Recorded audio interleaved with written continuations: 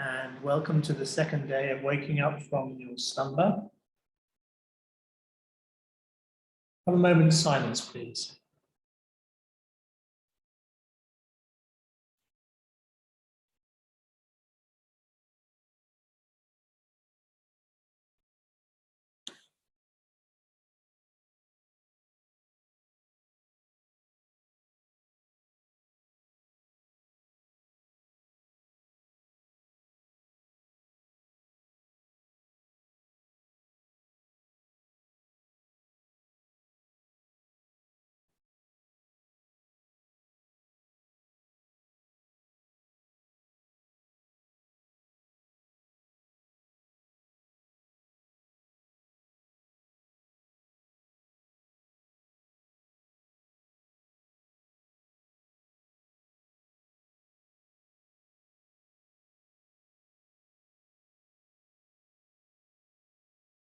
So greetings, everyone. Before I hand over, like I do with in all of our other workshops, I'd just like to say a few words about the hosts, who are NAMAH, the Journal of Integral Health. Because NAMAH isn't just engaged in running workshops, courses, and programs. It's a long-standing and insightful journal available in print or in electronic format, e-journal. NAMAH is the Journal of Integral Health, and it looks at the influence of the soul or spirit in man's search for health and well-being. It examines man's physical and mental health in an integral way. It looks at it in terms of his growth and spiritual progress, as everything is always interlinked. It looks at individual and social health from the perspective of the evolutionary process. It's a vast field, so the range of material we publish is very diverse. But the one common denominator is the influence of the soul on our health and its influence on the rest of our being. NAMAH is published quarterly and available online for subscription in either format. With postage included, NAMAH can even come straight to your door, wherever you are in the world. So I definitely recommend you look and give it a try. I'll put the website address on the chat a bit later. So the second session now for waking up from our slumber. And Monica is going to look at the practices and tools for waking up and how we can disidentify from the surface mind, a very important subject. So I'm very much looking forward to this session and hand over to you now. Thank you so much, James. And while you were introducing NAMAH, I just got reminded of when I was doing my PhD in autoimmune diseases, long ago in Zurich, and there was something which was not making sense, in the sense that if I'm only looking at blood samples, which we were looking at from patients having autoimmune diseases, somehow I was just wondering all the time that the mental, emotional, and other aspects of that person, I have no clue about. So how can I just find a cure by this petri dish that is in front of me? Yeah. And here, while you were telling about NAMAH, it really answers many things that we otherwise, objectively looking at things, we can't decipher. We hope so. Yeah. Yeah, so thanks for sharing that. Yes. So a very warm welcome, everyone, to the second session today. Before we start with sharing of reflections, or if there are any doubts, questions, let us put our aspiration in front of us. If one of you can read it out for all of us, it would be really nice.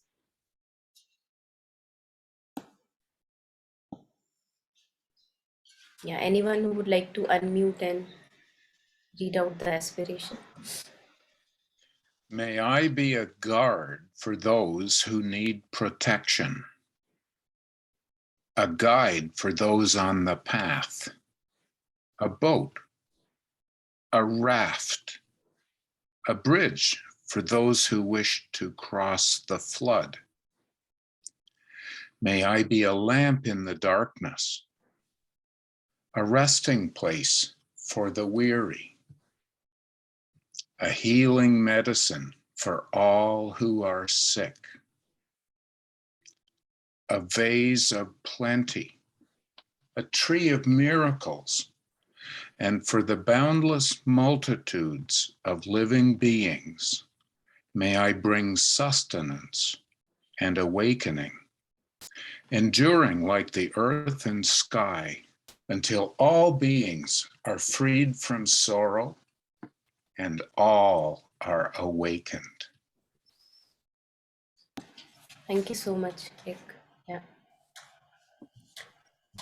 So, yesterday we started reflecting upon contemplating on the sleep and understanding what is it that is being called as sleep. So just I would like to reiterate, because it's not enough to reiterate, whenever I'm too identified with the roles I play, whenever I'm too identified with the thoughts, opinions, beliefs, ideas in my head, whenever I'm too identified with the body, knowing myself as the body, all this leads to a lot of suffering. Sooner or later, it may lead to pleasure in the beginning, but sooner or later it leads to suffering. So it's very important for us to recognize that we are not our thoughts, we are not the roles we play, we are not our feelings, we are not our physical sense perceptions, our desires. There is something more than all of that that we are, which we ignore. So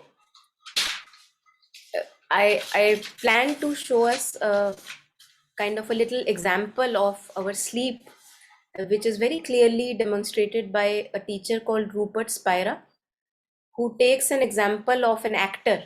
So he says that maybe say John Smith is the actor's name, and he plays in Shakespeare's kind of a script, he plays the role of King Lear. And every day he goes out and wears the clothes and whatever the dresses of King Lear, and he goes out and plays this role. And one day he comes back and he's too much of overwhelmed of the burden of the story, of the script of the role play, and he's just talking about it, and thoughts and feelings are just revolving around the script while he comes back home. He's burdened with sorrow and lamentation. So a friend comes to him, and he's the actor who plays the role, he's sharing about his burdens and sorrows. But the friend says, but you are not King Lear, you are John Smith. So the friend reminds him that you are not who you think you are. Now it definitely, the role is being played by the actor, but the actor is more than the role. So we are going to watch this little clip where he demonstrates this example, which can help us also, each one of us, to wake up from this dream that yes, all the loss of loved ones and all the pain that I have gone through in my life, all that is really heavy on me, but I am not that role. So it's very important to wake up from our roles. Otherwise, there is no end, actually. There is no end. So let us watch this first, and then we can take up reflections.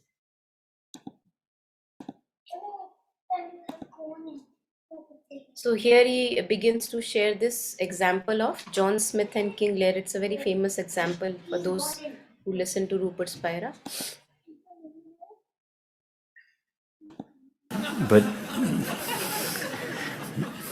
he goes to his theatre in the evening and he puts on the character of King Lear, which just consists of an overcoat and a set of thoughts and feelings.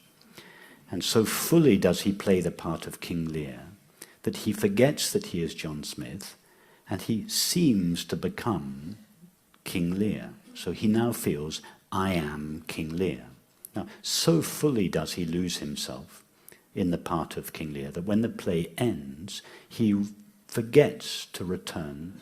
When his friend comes to congratulate him backstage after the performance, he's surprised to find him miserable.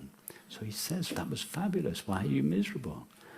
And then King Lear starts relating his problems with his daughters and the French and the Kingdom of England. And his friend says to him, don't be silly. You're not miserable because of your relationship with your daughters or the war with French or British politics. You're miserable because you've just forgotten who you are. Who are you? King Lear then says, well, I'm the King of England. I'm the father of 3 daughters. And his friend says, no, don't be silly. You have not always been the King of England. You have not always been the King of England. You have not always been a father. So what are you essentially? These are roles that have been added to you. They are not essential to you. What are you before being a king, being a husband, being a father? So then King Lear thinks for a while. Then he starts describing his thoughts. And his friend says to him, no, your thoughts are not always with you. You haven't always had thoughts. They are always leaving you. What are you prior to your thoughts? So then King Lear goes deeper into himself and he starts describing his feelings. And his friend says, no, but even your feelings, they are very intimate, but they are still not essential to you. They are always leaving, appearing, leaving. So what you essentially are isn't even your feelings. And in this way, King Lear is going deep, tracing his way back through layers of his experience, trying to find something that is essential to him. And then at one point there is this recognition, I am John Smith. And at that moment, his suffering comes to an end, because his suffering was caused by the belief that he was King Lear. So was that clear enough? Yeah, it's almost like, imagine Anupam Kher. In India, we know Anupam Kher. He's an actor and he plays a role of a villain in a movie. And he forgets that he's Anupam Kher. So that is what happens with all of us. All of us, when we take this physical existence, the roles that we play too seriously, the happenings in this life too seriously, they just get onto our head. They become the cause of so many illnesses, because we don't know who we truly are. So it's very important to realize that who we truly are is this presence of awareness, or in other words, in Mother and Sri Aurobindo's terminology, we can use that we are this consciousness that allows thoughts to come, that sees a thought, that recognizes a thought and allows it to leave, that allows a feeling to come and knows a feeling, or this presence of knowing, knows a feeling, knows bodily sense perceptions, knows the stories in the head. That knowing is who we truly are.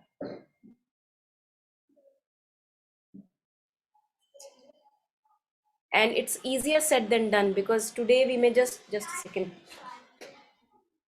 Today we may just talk about it, but talking doesn't help only.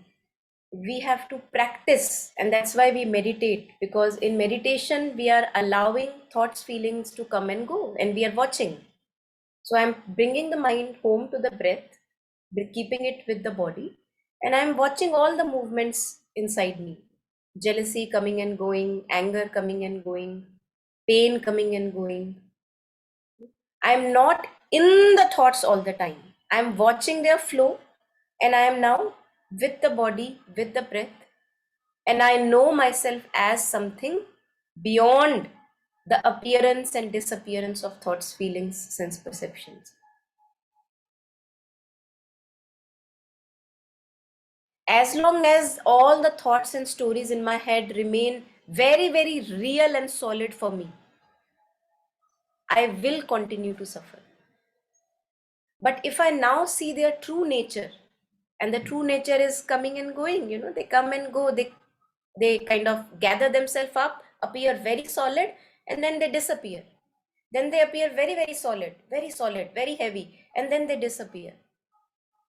But this appearance and disappearance cannot be seen if I don't calm the mind first, bring the mind home with the breath and body. So today I'll share a few, if I can say, maybe tools, yes, for continuing to wake up every moment, because it's a moment by moment task.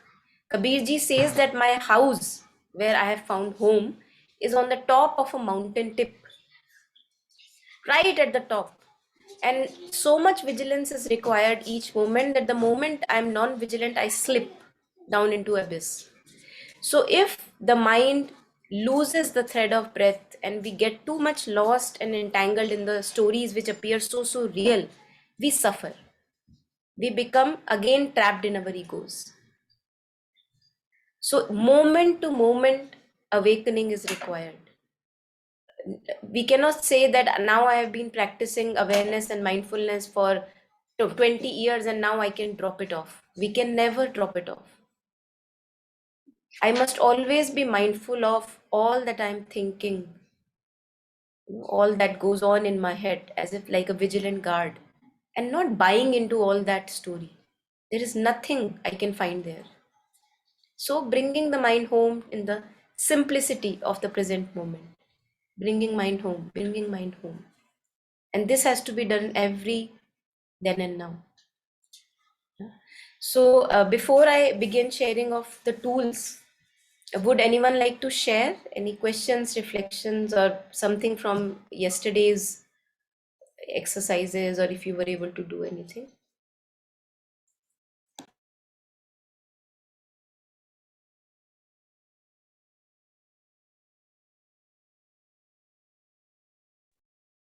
Yeah, I can.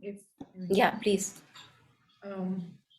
So the exercise was to imagine that, all the people and things that are most precious to you are.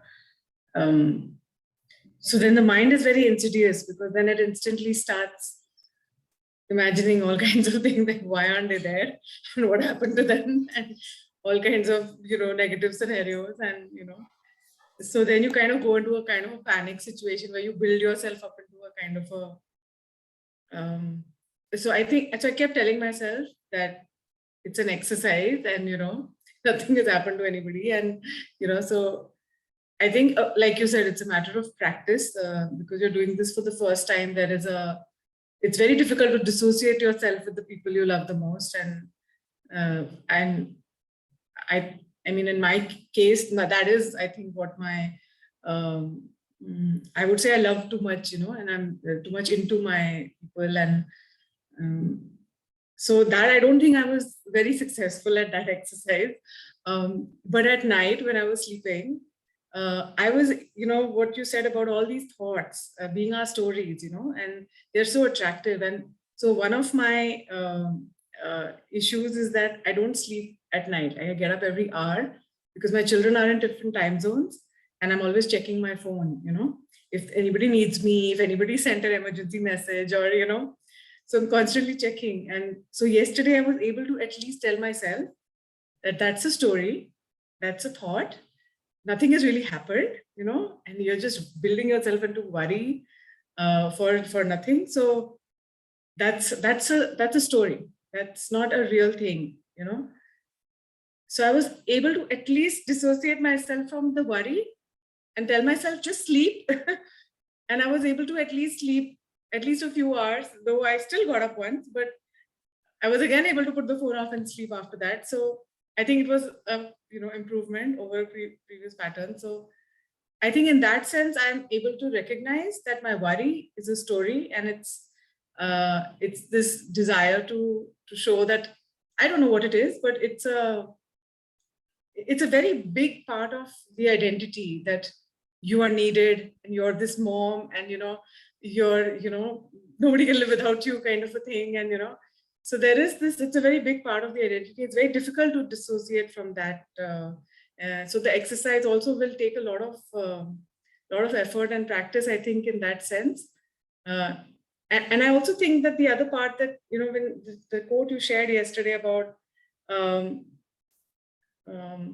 Deepa, I think Deepa was the name of the lady, about too much luxury not being very good for the spiritual practice. And I was just thinking about that because I've been through my share of suffering, and I have progressed. I can see I've progressed from that point, and I've come to understand, and I've come to have all my needs taken care of. I've reached a point where I'm comfortable, and I've achieved things that I would have never dreamt of before. And now I'm thinking that, is this also kind of a sleep, you know, being very comfortable and achieving everything, and then now what? And then I'm thinking, is that another story? Because you're so used to always doing something and fixing yourself and always healing and always doing something to yourself. Now there's nothing to heal. So what do? So you rake up an issue just so that you can heal it, you know? So, I mean, I'm from yesterday's conversation, I'm just trying to recognize what is the story and what is the truth, you know? So it was interesting for me to go through this process. Beautiful. Yeah, thank you so much for sharing. Yeah.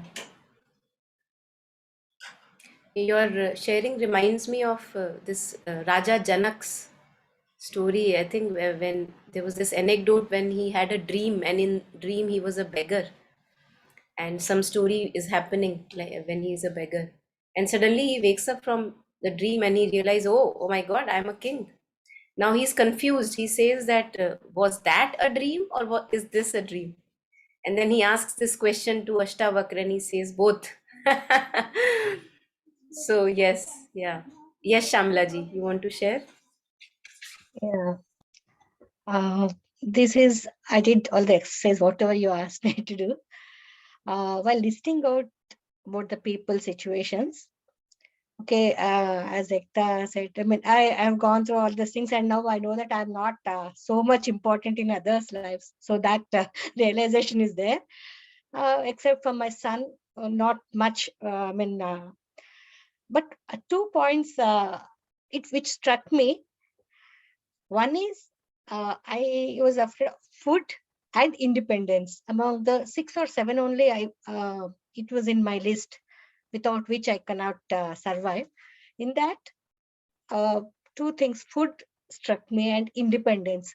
So, okay, food, okay, it should be there for our survival, that I can understand. But independence, see, what is independence? I was a little bit confused whether whatever I can do, I should be able to do. Is that independence, or whatever is coming in my way? Maybe I've been imprisoned, but still, if I feel that, okay, I'm good there. Okay, so is that independence? Because through by thought, it is an independence, right? Wherever I am, I should be able to acknowledge that situation or appreciate that situation and live peacefully. Is that independence, or whatever I want to do? There, I thought, I mean, why it struck me that point. If you can please make me understand. Yeah, Thank beautiful. you. So regarding food, we think that we cannot live without food, but that's not true. And it's not a fantasy. There are people living on this planet who are breatharians, who are living on breath. They are not having food. So don't think that you are dependent on food. As long as you would want to be dependent, yes, definitely. But there are other possibilities. Second, the thing about dependence, the cloth that you're wearing, where is it coming from? Some kisan, some farmer somewhere is growing the cotton, some machine is making the thread, the fabric, some tailor is stitching the fabric, and there you are, you buy it, Yeah. right? So everything, whatever you see around you is it will make you realize that, just a second.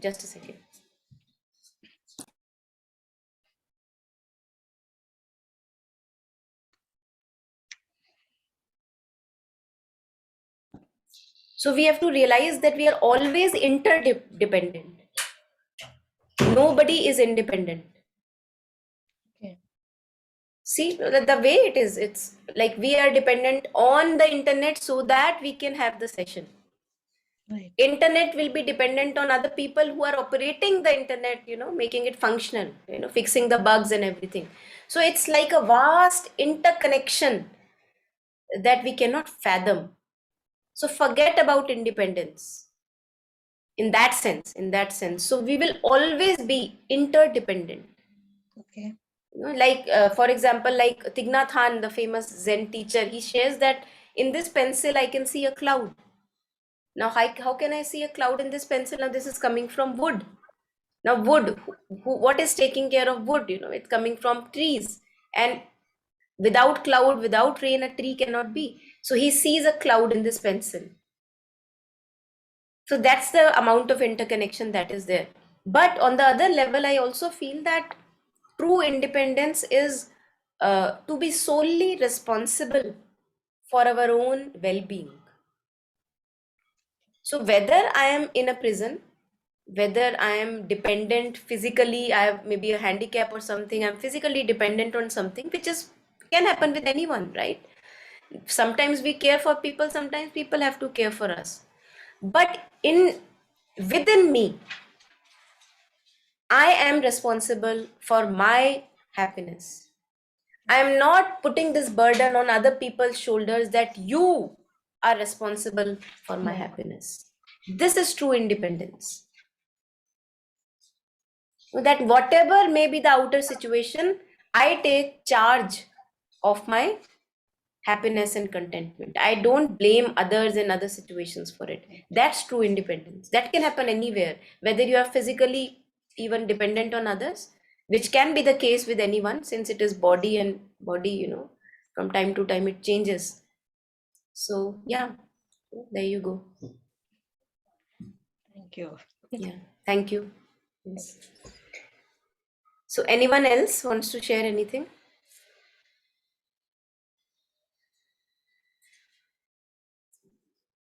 So we are going to take a few tools today. One of the tools being, I have shared with earlier in money workshops also, it's called Tonglen. Tonglen, Tonglen. Many teachers have talked about it. It's a very simple tool in which what we do is we tune in within our body. We tune in, how am I feeling? Okay, I'm feeling maybe a bit sad today. Something happened, I feel a bit sad. Now, the moment I recognize sadness, I tune in further and stay with the physical sensation of sadness. Okay, this is how it feels when sadness is there. I can be with it. And then, using my pain, my sadness, I connect with all the people out there who are feeling sadness. Now I know how it feels because I'm feeling it right now. Right? So I use my sadness as a link to connect me with the sadness of billions of people. So your sadness and pain is not going to waste. We'll make use of it. So just like Ekta ji was sharing that my children are in different time zones and I'm worried. So the moment you become conscious of the worry, hey, here is the worry, right? Now connect with that worry.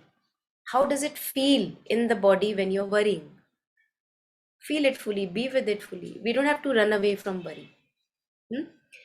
Now, this is how everyone feels when they're worrying about their children. Oh, now I know their pain. Right? Now I understand their pain. Right? And then what you do, you inhale everyone's suffering. You inhale the pain. With in-breath, you inhale the pain that people go through when their children are away and they're worrying. Now I know that pain. So with the in-breath, you inhale that pain. And with the exhaling breath, with the out-breath, you give them or you wish for them simplicity and joy of the present moment. May they be well and happy. May their mind be free of worry. So what the beauty of this tool is that, first of all, it shifts my own consciousness. It takes me immediately, it shifts the worrying me to a relaxed me. And it also makes use of the worry. And if you face resistance while you are taking in suffering, you may face resistance. You may think, oh my God, I'm not even capable of my own suffering. How can I inhale billions of suffering? How can I do that? Allow that resistance to be there. It is the resistance of the ego, and we are not our egos. So even in spite of resistance, if you inhale the suffering, your heart opens up. You become full of compassion. Now your own little family is just not your family. The whole world is your family. So if those of us who want to open up our hearts, because we are so logged in our own families and relatives, and the same pain that we get through our own families, they can be used to expand ourselves, expand our hearts. All of us go through this worry. So why not make use of it? So this technique is very simple, very powerful technique, and this can be done anytime. For example, you feel a suddenly you feel a relaxation. I remember this incident that I was sitting in sun and somebody brought me a nice juice, fresh juice, very cold and nice juice. And I was not expecting the juice. Somebody just got it. And I felt so nice because it was so heated up. And I really thanked that person for bringing me the juice, and the relief I felt in my being, that wow, this it really feels nice when somebody is kind and compassionate to you. So immediately as I became conscious of that action of kindness, I sent out a wish, may all the people be comforted with such acts of kindness, just like today I have been comforted. Right? So we can see, we are just being mindful of what is happening in me. Nothing big is happening. Sadness, I am mindful of sadness. Happiness, I am mindful of the happiness arising. And the moment you become mindful of it, conscious of it, you connect it with all the people out there. So with all the sentient beings, you connect your pain, you connect your happiness, you share it with all the beings.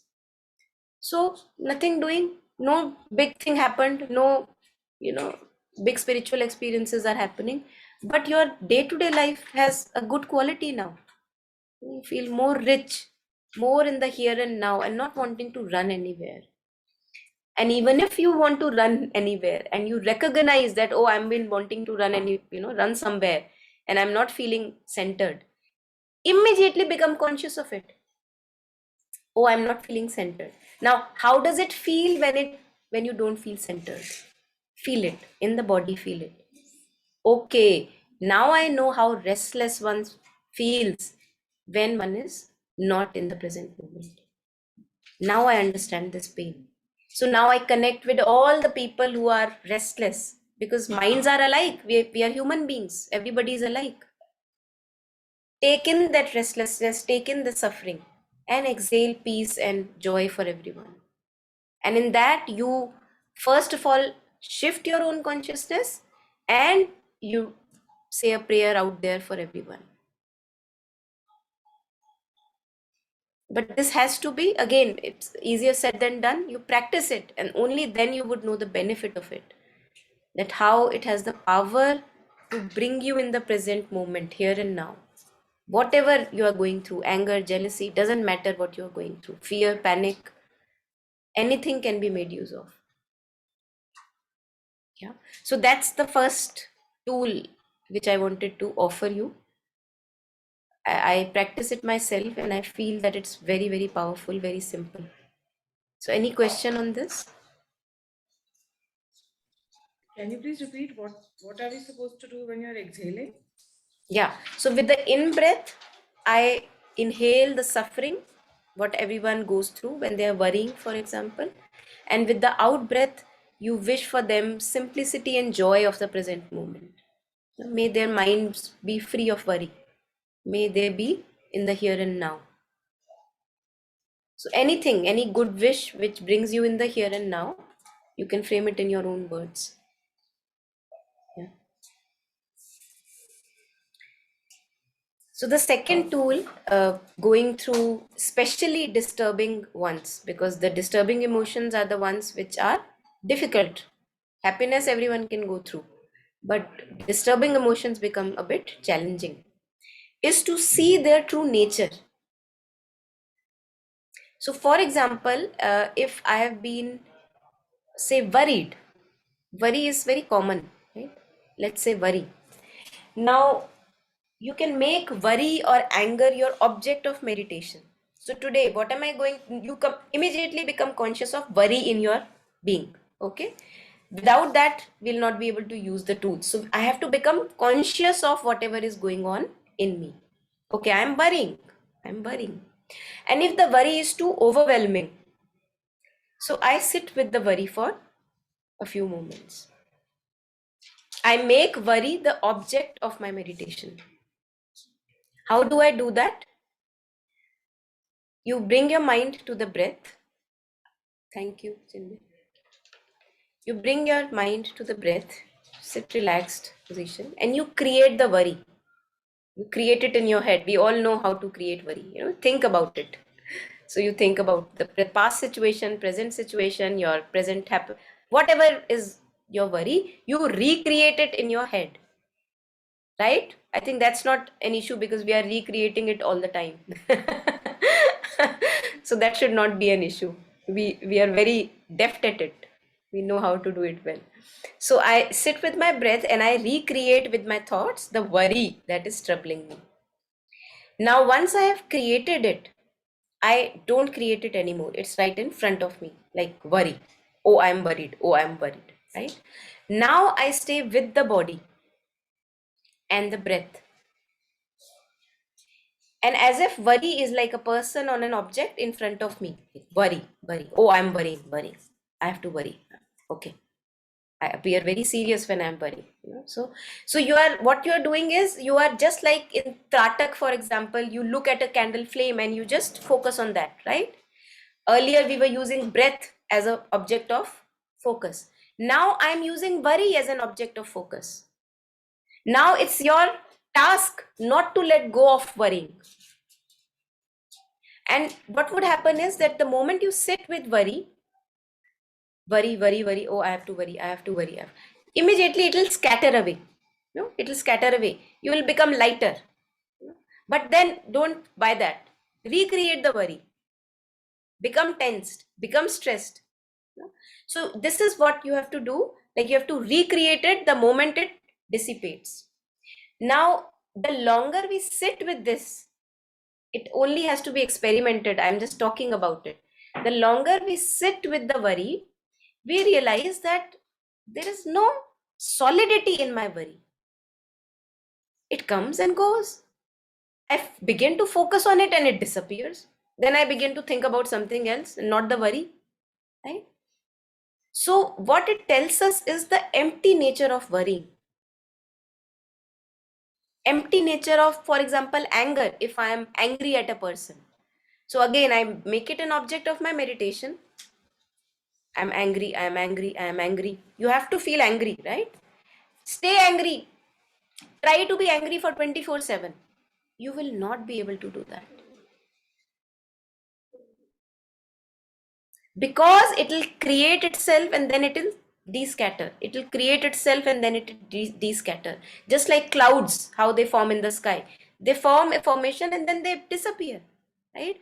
So this is a Buddhist practice, seeing truly the nature of disturbing emotions. That they have no solidity, that we think that they are so solid and they have some, really, like, I have to be serious about something. So the true nature of the fleeting phenomena, the true nature of the coming and disappearing phenomena is emptiness, is space. And all that you are left with is this presence of awareness.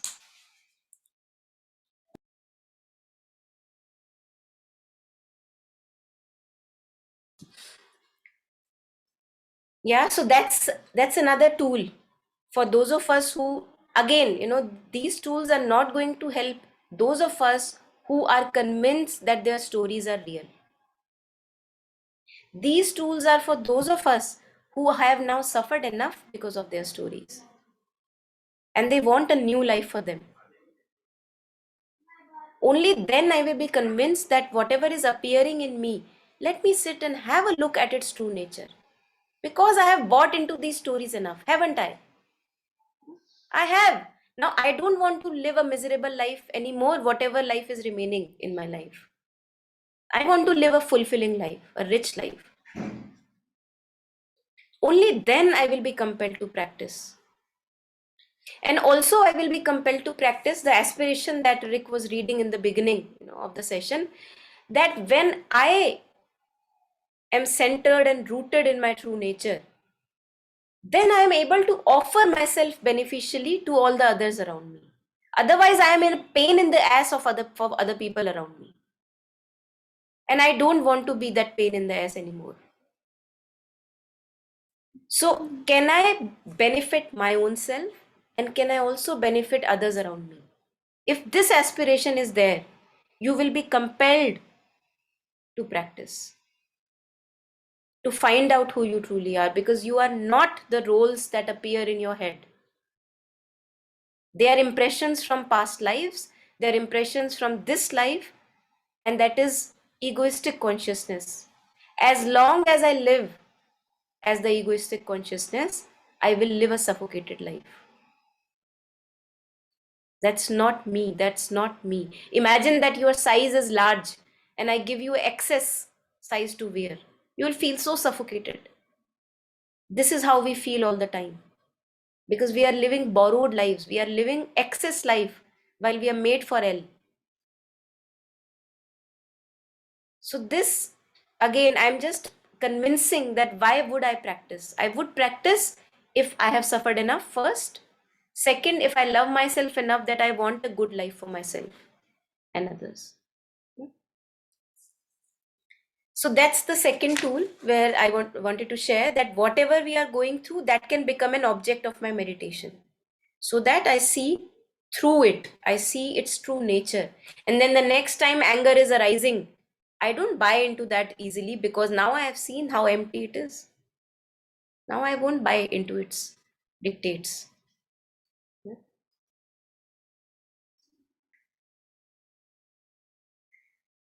So anything at the second point? Anyone? Yeah, okay. Now Buddhism talks about 8 worldly concerns, and I feel it's very important for us to talk about it. These 8 worldly concerns are poles of duality, and we see ourselves running towards one, running away from the other. For example, we run towards happiness and run away from suffering. Don't we? All of us.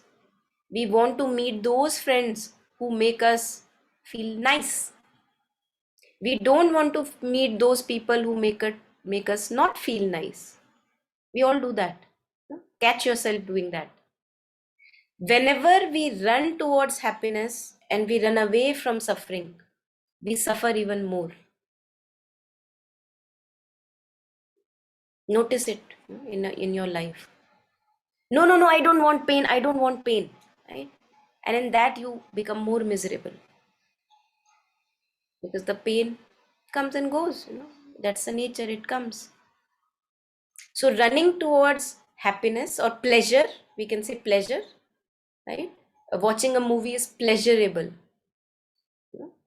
Sitting at home, maybe getting bored is not that pleasurable. So I don't want to do that. I run towards pleasure. So very soon things of pleasure turn into pain. The same person which brought me pleasure now brings me pain. Haven't you seen that? All of us have seen that. So running towards pleasure, running away from suffering is first 2 worldly concerns: pleasure and suffering, pleasure and pain.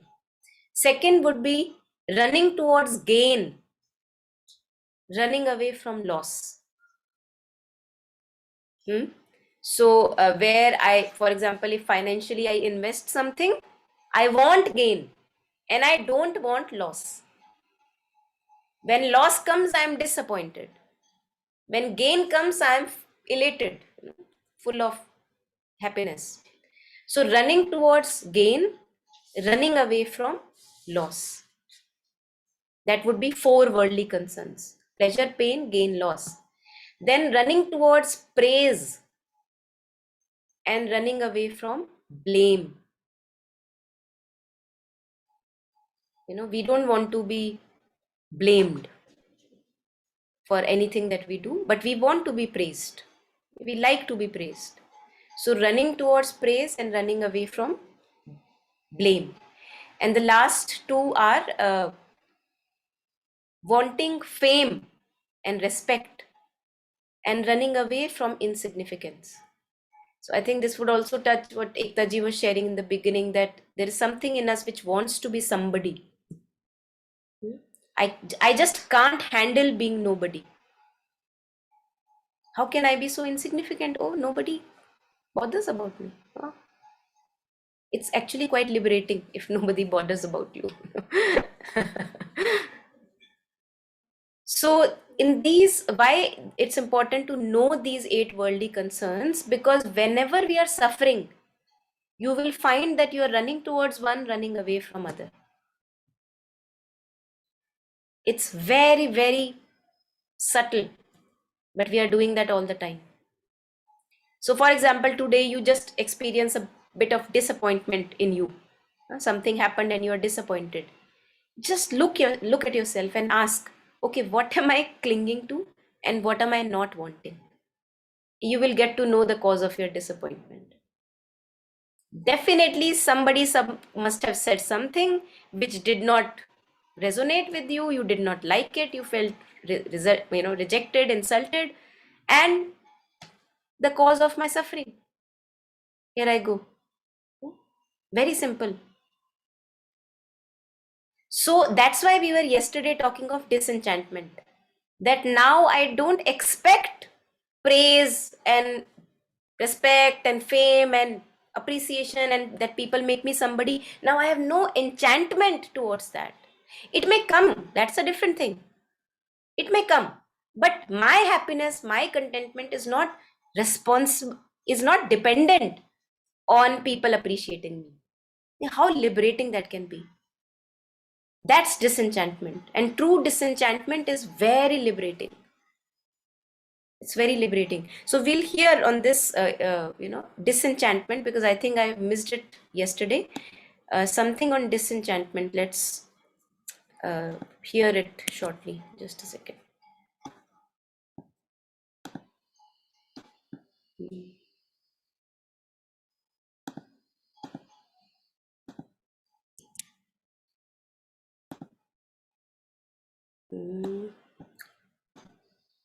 Yeah, this one.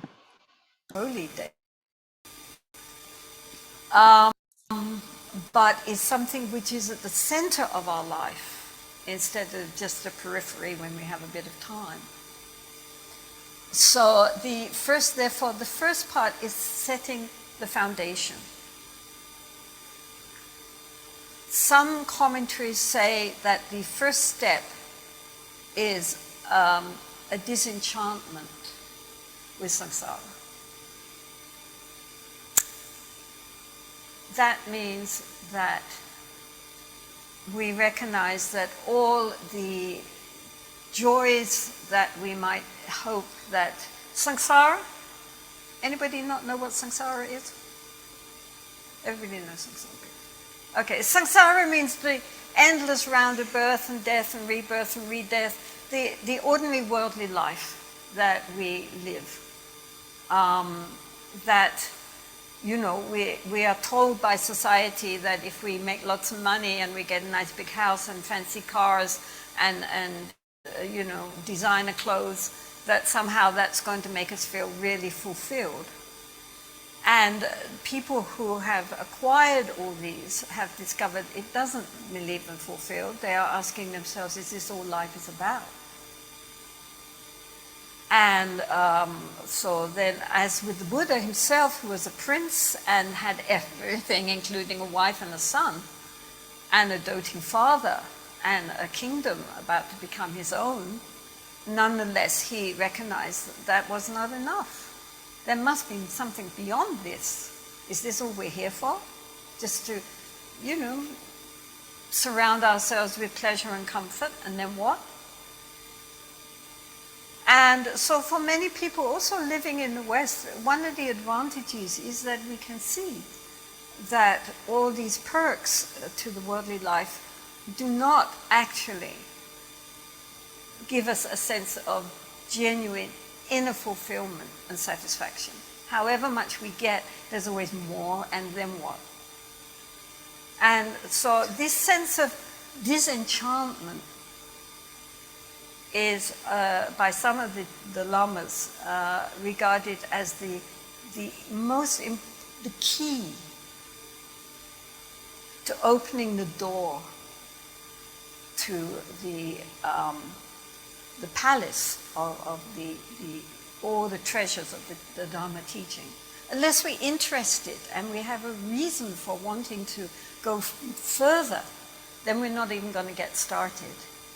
So that sense of turning away, it doesn't mean you have to all give up your families and your home and go forth, but it does mean that inwardly we no longer place all our reliance on outer satisfactions, that we are looking for something deeper and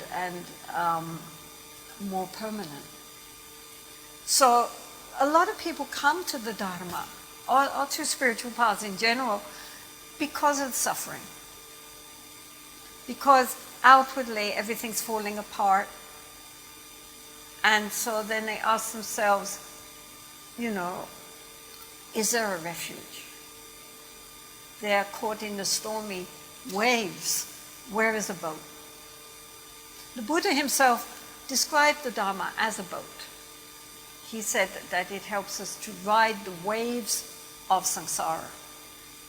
Samsara's waves go up and down. Sometimes everything's okay. Sometimes we're down again because waves go up, waves go down.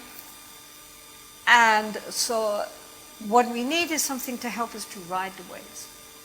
And so the Dharma is also compared to a boat. So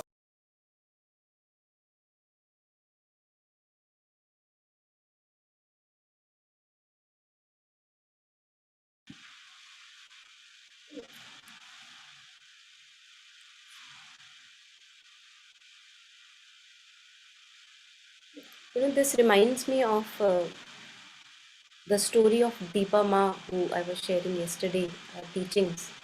She underwent a very difficult time, very, very difficult. Like, she got married to a person, went to Burma in those days, and then always wanted to do meditation, but somehow she could never find time, or the situations were not right. So her heart was calling her again and again to meditation, but she could not do that. So what happened, her first child came, and when the first child was around 3 months old, the child died, and she underwent a lot of sorrow, a lot of depression for about 4 years when the second child was born. Then she got soothed a little because of that. And then after that, the third child was born, and the third child also passed away. And then she underwent again a big turmoil, around 4 or 5 years of again, not really able to sleep, too much of misery, too much of trauma. And then she really, diseases started to come to her, and she says that if not for meditation, I would have died. And the meditation, as she was sharing, the boat, the dharma is the boat which carries you through the waves of the samsara or the worldly existence. If not for meditation, or why meditation? Because meditation makes you know who you truly are. We come back home to ourselves.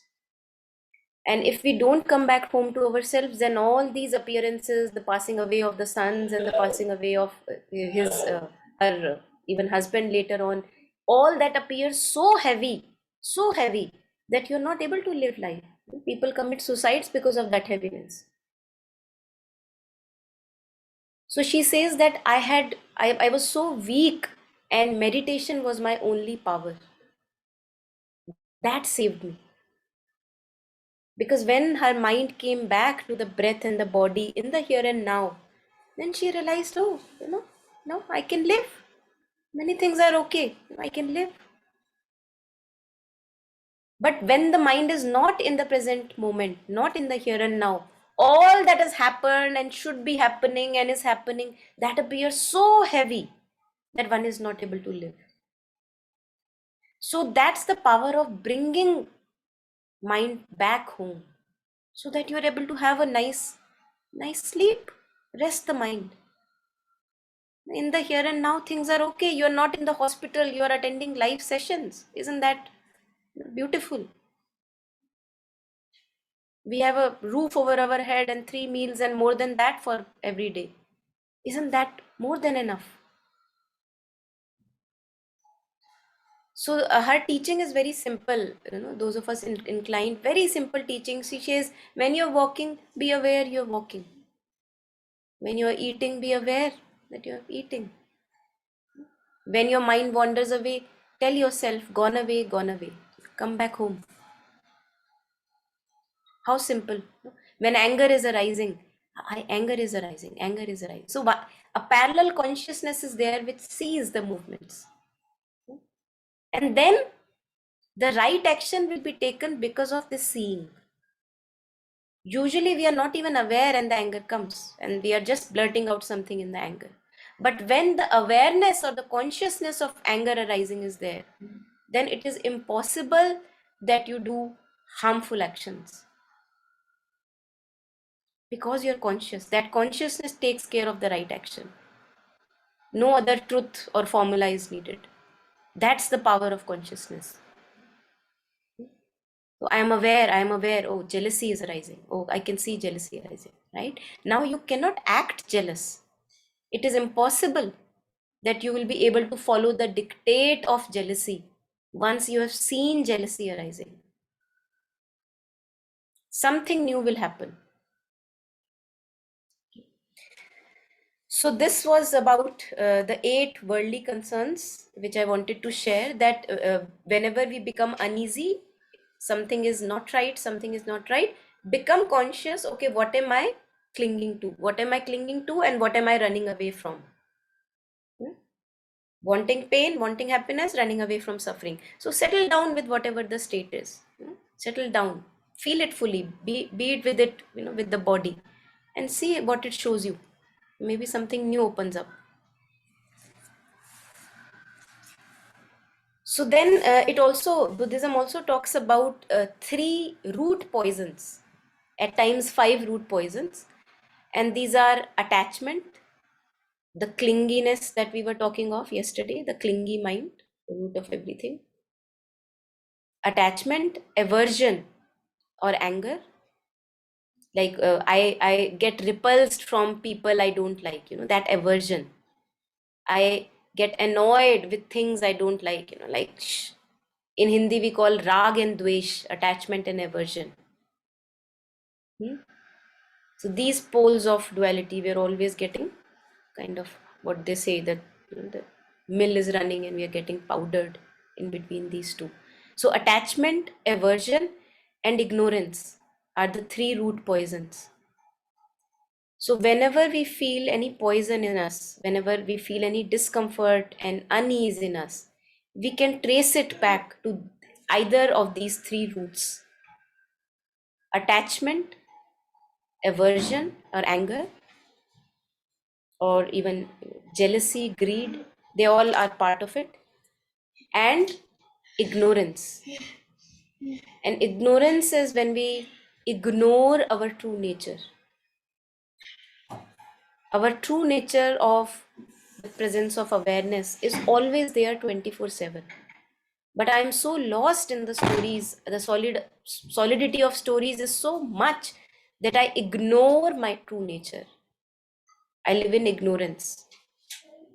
So I although it is there 24/7 awareness, and because of the awareness I know a thought, I know a feeling, but I don't know myself as that knowing or the awareness.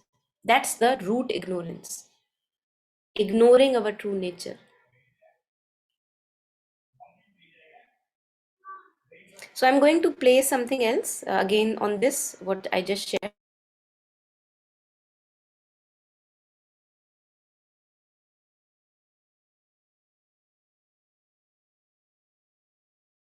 Buddha is pointing to the moon.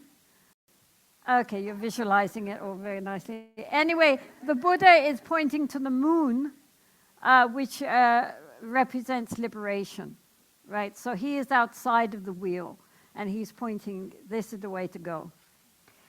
Okay, now, as with any wheel, what keeps it turning is the hub, right? In any wheel, it won't turn unless there's a hub. The hub, the core of the wheel, that is what has the rod going through. That turns, and the whole wheel turns round. So I keep, in case we go on forever.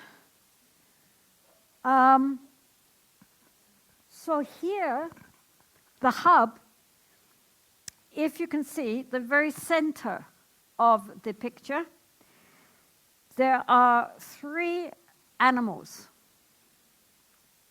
right? There is a cockerel, and a snake, and a pig, right? Can everybody see that? Right? And they are all biting each other's tails, which means that they're all interconnected. And they're going round and round and round, scurrying round and round and round, and that turns the whole cycle. So, this really is very, very, the whole point of this wheel of life are those 3 little animals at the middle. The cockerel stands for desire, greed, grasping. The snake stands for anger, aversion, hatred. And the poor pig stands for ignorance.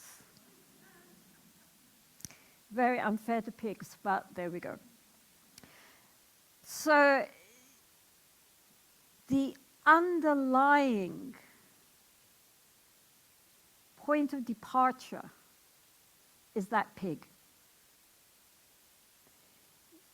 Ignorance in Buddhism does not mean not knowing the capital of Guatemala or being up on the latest in quantum physics.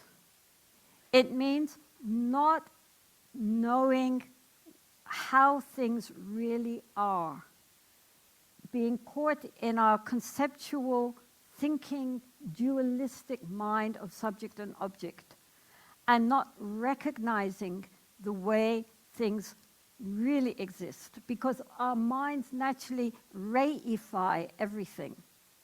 That means that we make everything into separate individual things. And then we either like those things or do not like those things. So the pig is the beginning.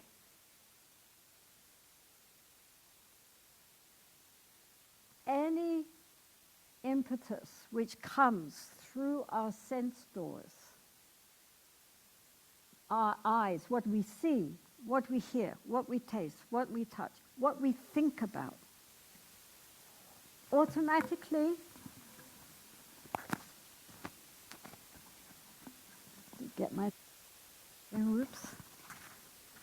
automatically we have the reaction of liking it or disliking it or being indifferent to it. This is very important. Normally this moment of reaction is so fast that we don't even notice it. And this is one of the practices for learning how to be mindful, is to become more and more conscious of how all the input which comes through the senses either is pleasant or unpleasant or neutral. And in that self, that doesn't matter. That's fine. But then, if we are not aware of that initial impulse to liking it, disliking it, or ignoring it, which are these three animals, right? Then, if it's pleasant, we reach out and want to grasp it and hold on. If it displeases us, we feel irritated, annoyed. Oh, it's a sound, I don't like that, you know, and feeling annoyed and irritated and angry. Or else we're indifferent. And if we stay too indifferent to everything, in that kind of indifference, it's kind of apathy. It's not an equanimity. It's just a kind of dullness. So right from the start, right every moment to moment to moment, we actually are experiencing pleasure, pain, or indifference, even as you're sitting there.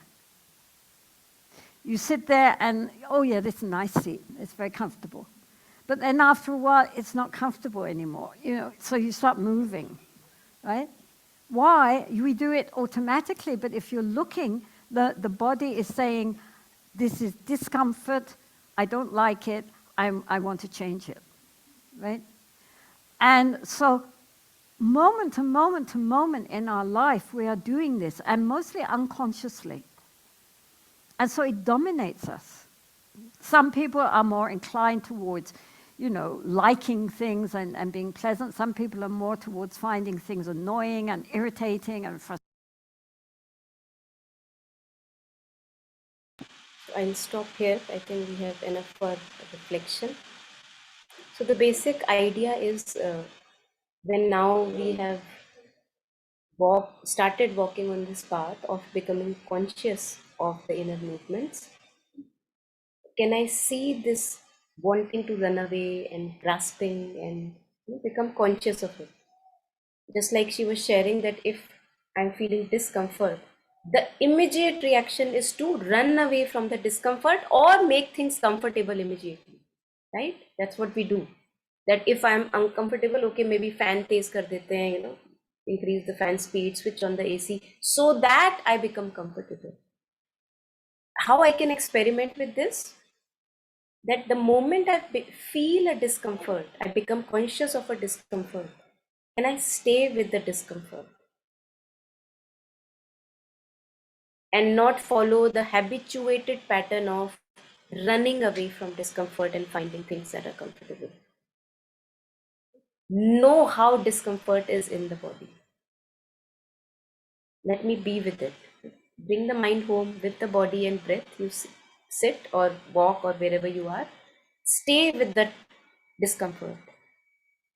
Because then we will be breaking the habituated pattern of running away from discomfort.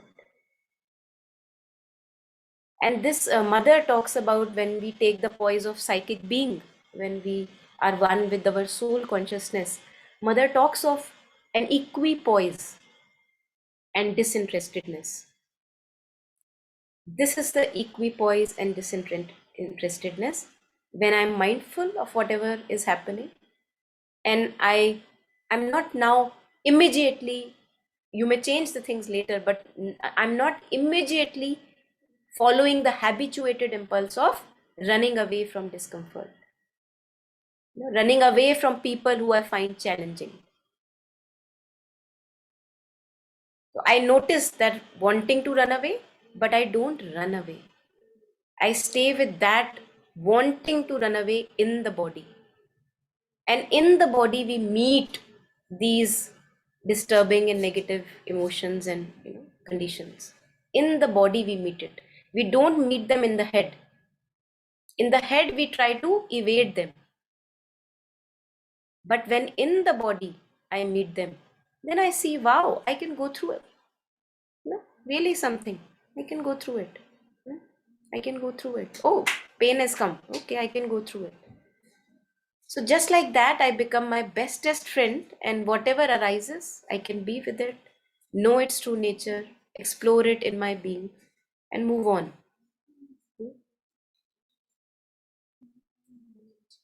So these are, again, reminding myself and also others who are attending.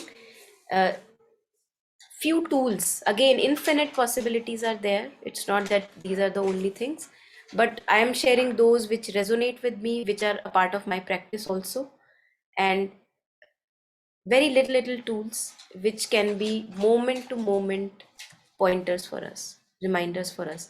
And since we don't know how long a life we have, it may be very short, why not make the full utilization of whatever time I have? Why not have a mind which is at home? Why not with my presence benefit others around me and myself?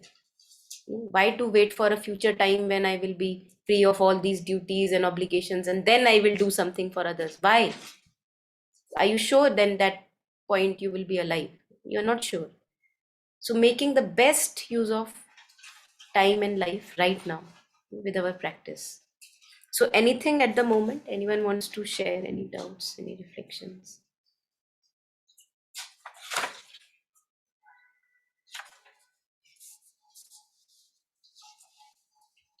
So one thing which comes up again and again is to become conscious of the grasping and clingy mind. And this goes with what Mother says, we live as the desiring self, the desiring soul, but that's not who we truly are. So we have to move towards our true soul, true individuality. So when I become conscious of a clinginess in me, not to follow its dictate, to become conscious of it, I can drop being the desiring self. As long as I will live as the clingy, grasping mind, I will not be content and would be living my true purpose in this life. That's why they say human birth is so precious. But it is not precious if I don't even make use of it.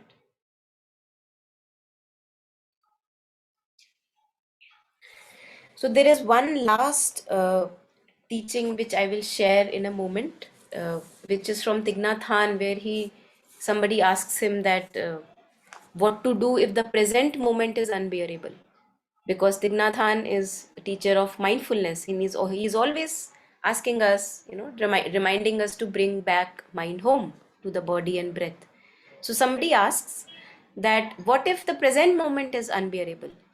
You ask us to bring the mind to the present again and again. So he has something very powerful to share, which I thought I'll share with all of us. But before that, is there anything anyone wants to share?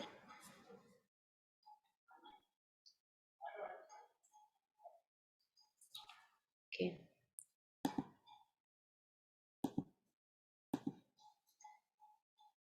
So,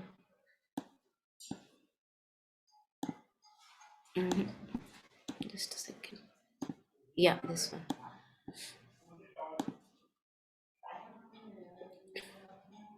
I stay in the present moment when it feels unbearable. Because in Plum Village, we always say that let us not get caught in the past and the future. Let us go back to the present moment. And this is a question about that: how can I stay in the present moment when the present moment feels unbearable? That's a good question.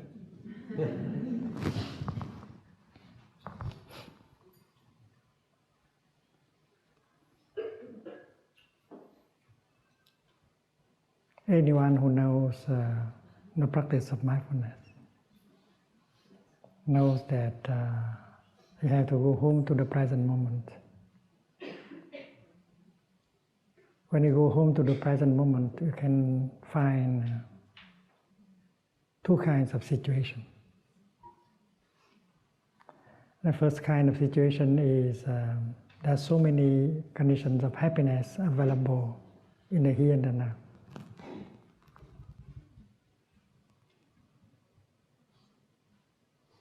When you breathe in and bring your mind home to your body, you are established in the present moment. And you notice there are so many refreshing and healing elements available in the present moment. There's also many conditions of happiness available in the present moment. And with that awareness, to generate a feeling of joy and happiness is very easy. That you can do in order to nourish yourself with joy and happiness. So that is the first thing you encounter when you go back to the present moment. The second situation is that when you go back to the present moment, you might encounter a feeling of pain, a feeling of a painful emotion that is in you.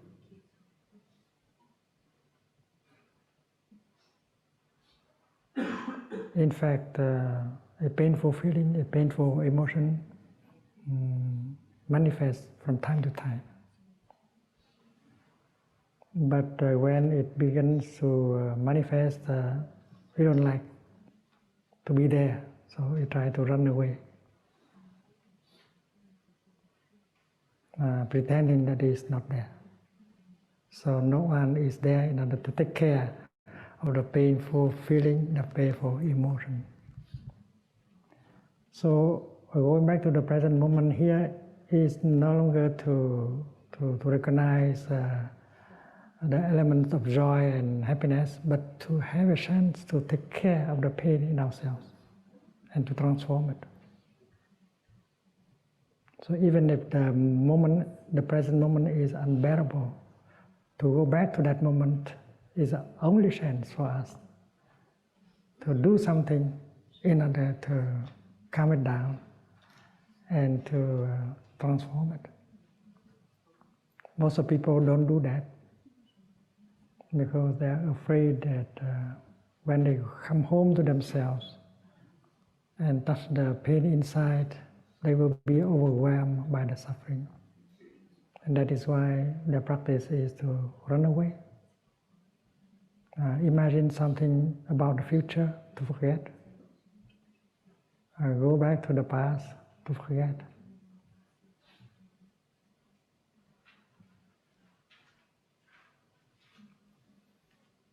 But the past and the future, they are like images, not reality. Only the present moment is real.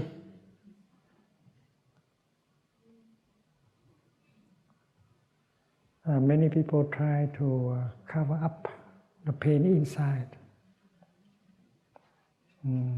not only by going back to the past or running to the future. Imagine that there will be some hope, some end of suffering in the future, but that cannot last long. And most people try to cover up the suffering inside by the practice of consumption. We read magazines, we watch television, we find something to eat, we listen to the music, we pick up the phone to talk. Everything we do because we hope that by doing these things we don't have to confront the suffering in us. And we allow that pain to continue to grow in us. So the practice of mindfulness helps us to go home to the present moment. Even the moment is not pleasant, but it is in that very moment that we can understand the suffering and that we can find a way in order to calm it down and to transform it.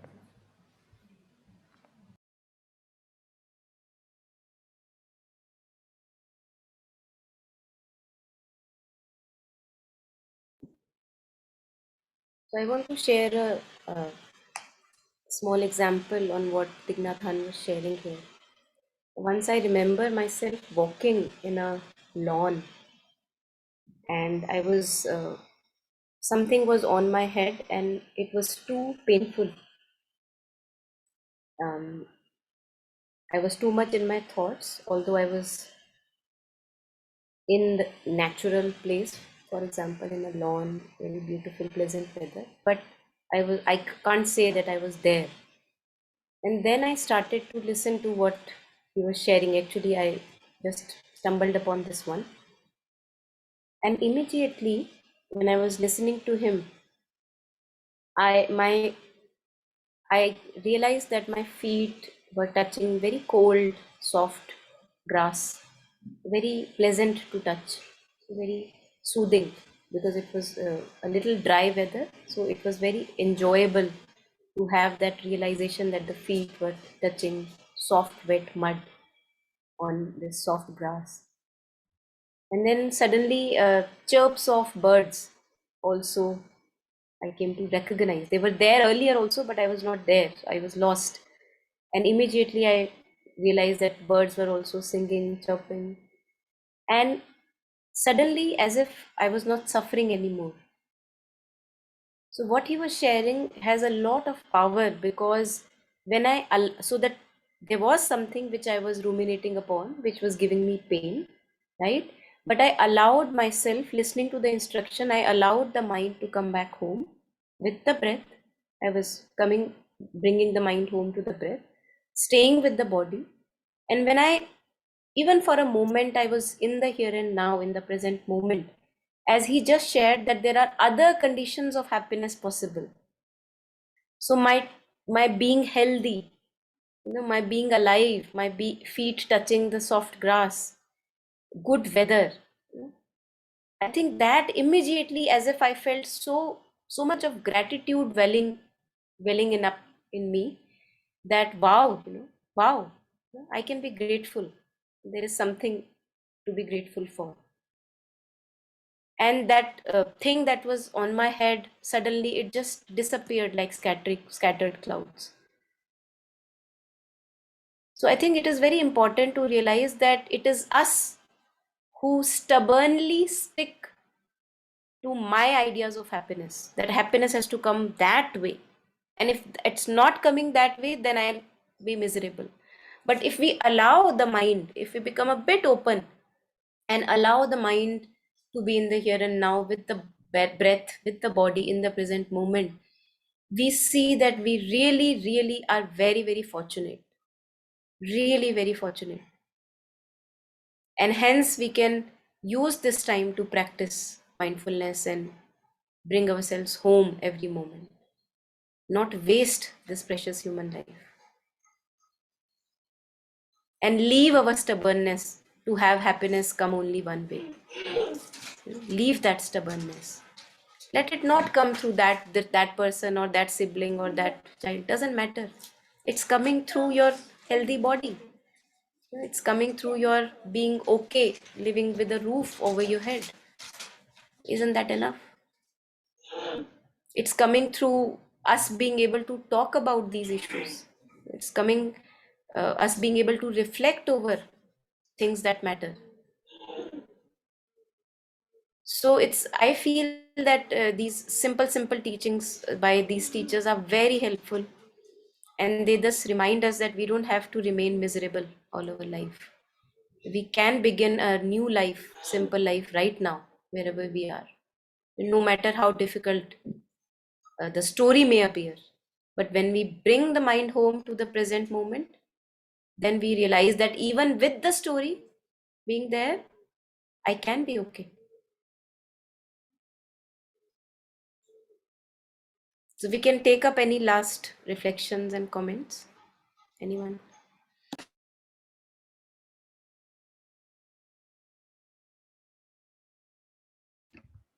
I have one question. The pig represents the ignorance, right? And behind him is the snake with liking or disliking. And behind is desire. Yeah, so there was crocodile. It's the crocodile. Okay, I got it. Crocodile was the desire and greed, grasping. And that comes after liking or disliking. Then it was aversion or anger or hatred. So that would Yeah. be taken as dislike. Aversion Okay. is dislike. So snake, you can say it is representing dislike. Crocodile is representing attachment or grasping or like. So if I like a particular person, I grasp onto that person. I Attachment, want desire, that person. yeah. Okay. Desire, greed. Alright. Yeah. Good. Thank you very much. Yeah, most welcome. Yes.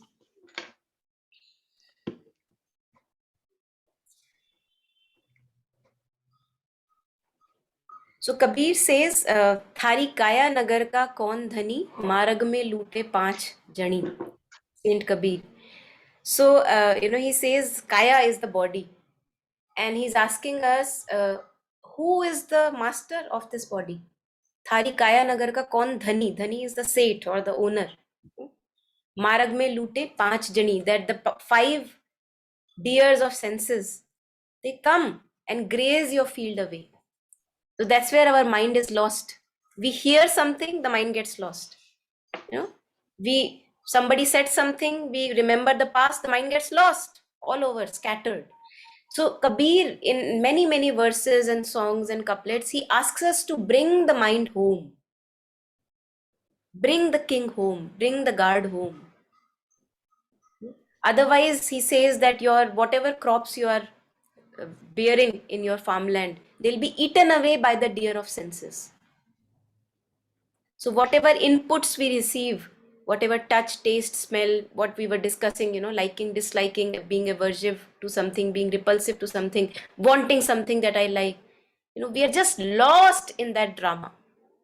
And it is a suggestion of masters time and again to bring the mind home, to bring the king back home, so that your kingdom can be happy.